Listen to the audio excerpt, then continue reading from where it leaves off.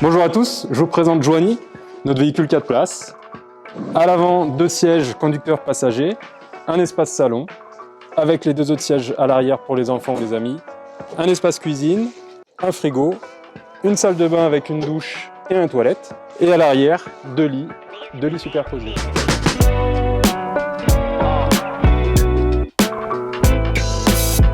Donc sur la partie extérieure, côté droit, on a une lumière pour l'extérieur et un marchepied. À l'arrière du véhicule, la prise pour faire le plein d'eau. On a juste à appuyer sur le bouchon de tournée et il s'ouvre. Pareil pour le fermer, on enfonce et on tourne d'un quart de tour. De ce côté-là, on trouve la trappe pour accéder au vidange des eaux usées du véhicule. Donc pour l'ouverture de la trappe, c'est simple, on appuie en même temps sur les petits boutons. Poum, on ouvre la trappe. Et après, on a la cassette des toilettes et le système pour vidanger les eaux usées. Donc les toilettes, c'est les eaux noires. Pour la déverrouiller, on lève le petit loquet bleu, on la sort. Pour la vidanger, c'est simple. On tourne le manchon, on ouvre le bouchon et on vient vider dans le réservoir dédié ou dans les stations d'épuration dédiées à cet effet. On retourne, on appuie sur le petit bouton, ça coule. Une fois que c'est vidé, on la rince 2-3 fois en mettant de l'eau propre dedans et en la secouant un peu. Au bout de la 13e fois, on peut ouvrir la trappe, mettre une petite gélule de produits chimiques, on referme. Et pour la remettre en place, c'est simple. On a juste à la glisser à l'intérieur du véhicule. Pour les eaux grises, c'est simple. Donc pour les vidanger, on a un petit système avec une petite clé. On met la clé dans le petit trou, on tourne un quart de tour. Donc il faut mettre le trait rouge sur le trait rouge pour que la vanne soit open. Et après, on aura l'eau grise qui coulera par ce tuyau qui est en dessous du véhicule. On n'oublie pas, une fois que c'est fait, de fermer et on peut repartir. Donc les eaux usées, elles se vident dans les stations dédiées à cet usage. Donc on peut les trouver sur l'application Park4Night, c'est le petit logo noir. Ici, on a une prise électrique 220 qui permet de brancher le véhicule quand on est dans un camping. Ça permet d'avoir en permanence les batteries qui seront chargées et on a l'accès au 220 sur la prise 220 qui est à l'intérieur. Si on n'est pas branché, on n'a pas le 220. Et enfin ici à l'extérieur, bien sûr, l'accès pour le plein de carburant. Donc le diesel et la déblue. Le déblue, vous n'avez pas besoin de vous en occuper, c'est nous qui gérons. Par contre, c'est à vous de faire le plein avant de ramener le véhicule et pendant votre séjour. Donc ça se passe ici, c'est du diesel.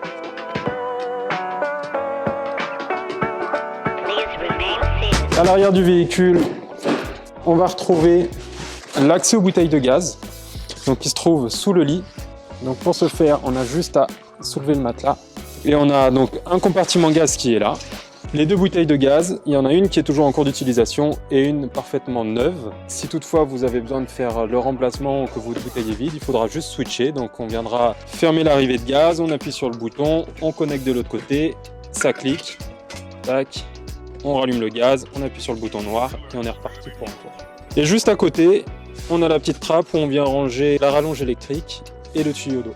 Et sous le lit, 4 chaises, une table, des cales pour que le véhicule puisse être toujours à plat quand vous dormez.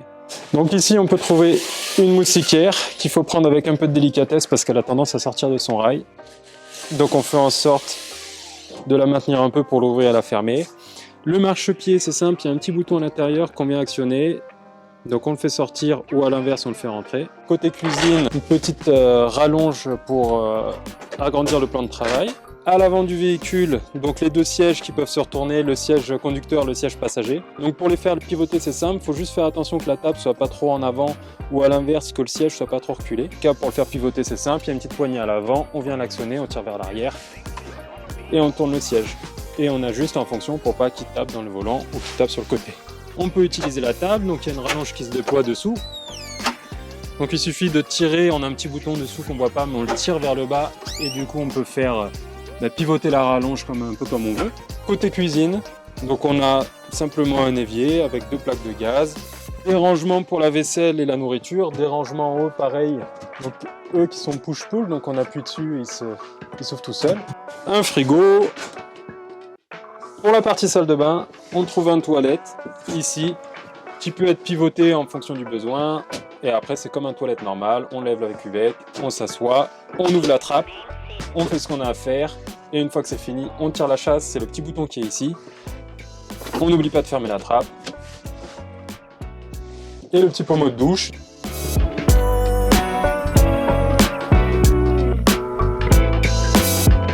Donc pour les lits, on a un lit double en bas et après un lit qui s'adapte en fonction du nombre de personnes en haut. Donc soit une position une personne, soit en les tirant une position deux personnes.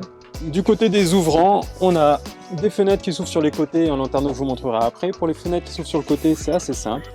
Donc on vient de toutes les déverrouiller. Une fois qu'on a tout déverrouillé, on peut l'ouvrir. Pour la fermer, il ne faut pas tirer dessus, il faut la soulever au maximum et elle retombera toute seule. Et une fois qu'on est là, on n'oublie pas de verrouiller pour pas qu'elle s'envole sur l'autoroute. C'est déjà arrivé, donc pensez-y, verrouillez-la absolument. Côté occultant, donc on a une moustiquaire et l'occultant.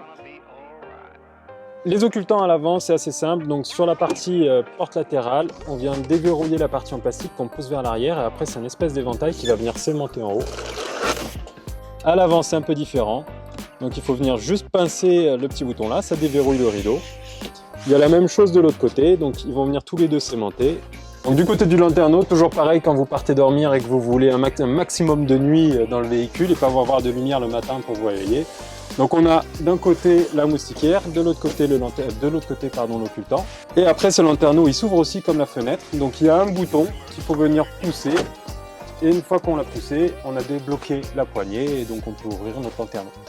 N'oubliez pas de le fermer comme vous reprenez la route et de le verrouiller complètement. Donc pour vous parler un peu électricité, on a les tableaux électriques qui sont là.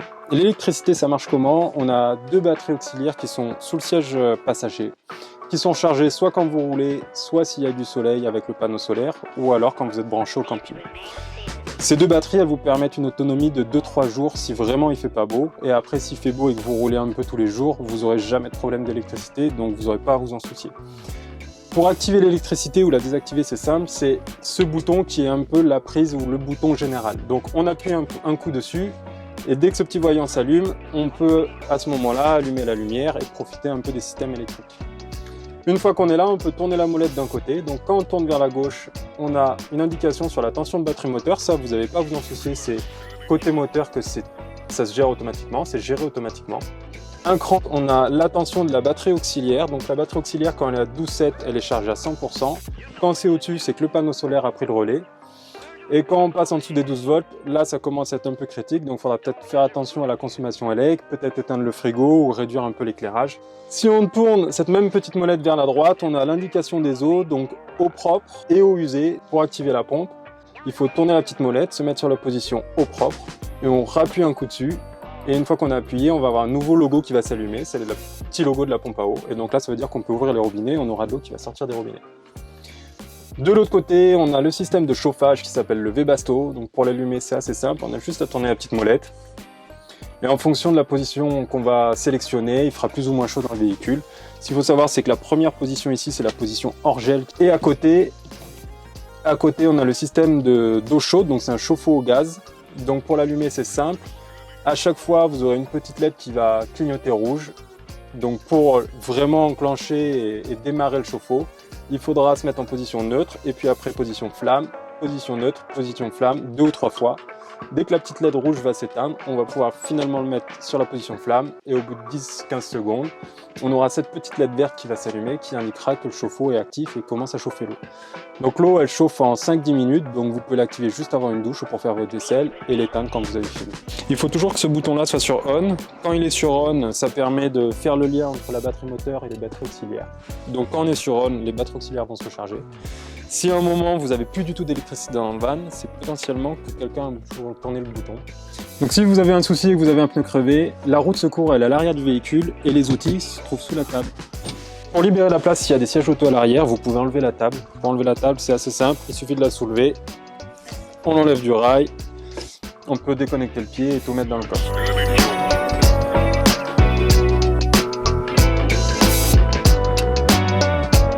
Et n'oubliez pas, le véhicule il fait 2,70 m, donc il y a des stickers sur le pare-brise de chaque côté.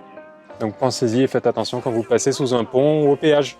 Donc côté poste de pilotage, la seule chose que vous devez savoir, c'est comment utiliser le régulateur de vitesse. Pour le reste, c'est comme une voiture normale. Donc le régulateur de vitesse, on a une position régulateur et une position limiteur. Pour la position régulateur par exemple, on se met dans cette position-là avec cette petite molette. Et pour l'activer, un coup vers le haut, ça va bloquer la vitesse. Après, on peut faire plus ou moins pour modifier la vitesse, arrêter ou reprendre. Et ici, un accessoire pour bloquer le téléphone. Donc il suffit de le déverrouiller, il pivote. Il ne faut pas essayer de tourner la poignée. Et à partir de là, on peut venir bloquer son téléphone pour la route. Ici, une caméra de recul quand vous faites vos manœuvres. Voilà, Joanie, il n'y a plus de secret pour vous maintenant, donc j'ai plus qu'à vous souhaiter une bonne route.